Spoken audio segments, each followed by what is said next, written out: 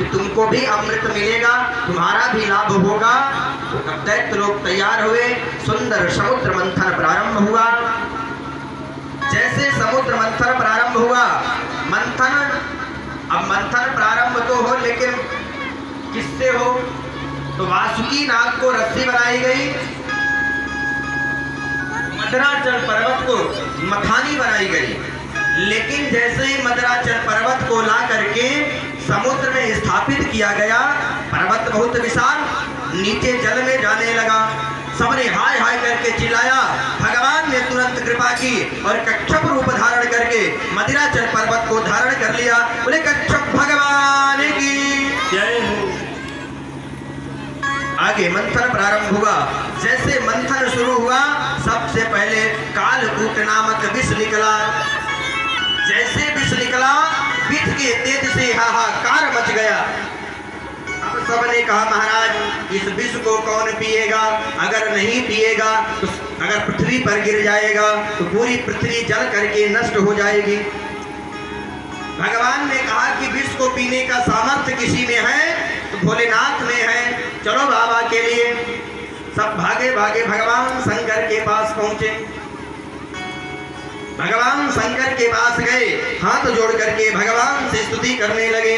देव देव महादेव भूतात्मा भूत भावन त्राहि नः शरणापन्न त्रैलोक्यादहरं विशाल।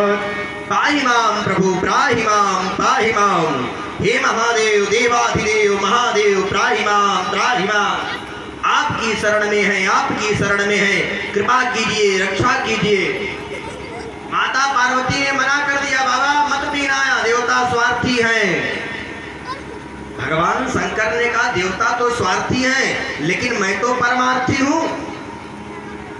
देवताओं का स्वभाव है स्वार्थी, तो मेरा भी स्वभाव तो है परमार्थी।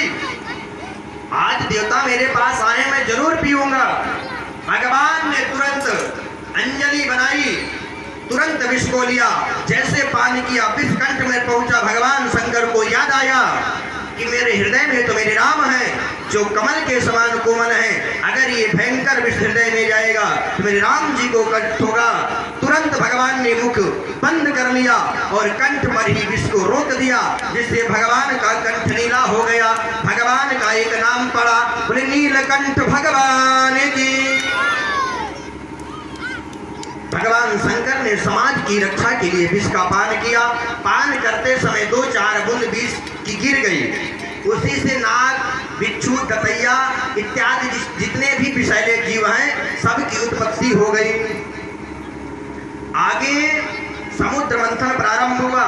समुद्र मंथन से 14 रत्न निकले, ये सबको ज्ञात है।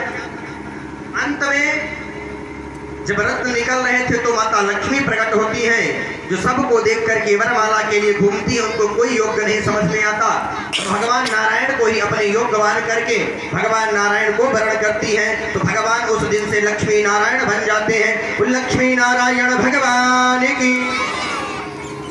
पुनः समुद्र मंथन प्रारंभ होता है। भगवान नारायण धन्वंतरी अवतार धारण करके अमृत का कलश लेकर के प्रकट हो जाते हैं। बोले धन्वंतरी भगवान की। भगवान धन्वंतरी रूप धारण करके प्रकट होते हैं। जैसे अमृत का कलश दिखता है तो दैत्यगण अमृत के कलश को लेकर के भाग जाते हैं। अब देवता बेचारे फिर घबरा गए, महाराज छू रहे, इतनी मेहनत हो गई। भगवान के शरण में गए। भगवान ने कहा धैर्य रखो, इसकी भी व्यवस्था की जाएगी। जब कच्छप बन गए तो अब आगे भी कुछ बनेंगे। भगवान ने तुरंत मोहिनी रूप धारण किया। मोहिनी रूप जिस समय भगवान ने धारण किया, अनन्य पुराणों में कथा आती है, भगवान के रूप माधुर्य को देख करके भगवान शंकर की समाधि टूट गई। भगवान शंकर का भी ब्रह्मचर्य हिल गया। इतने सुंदर भगवान मोहिनी रूप धारण करते हैं कि भगवान शंकर की समाधि टूट गई, ब्रह्मचर्य टूट गया। और महाराज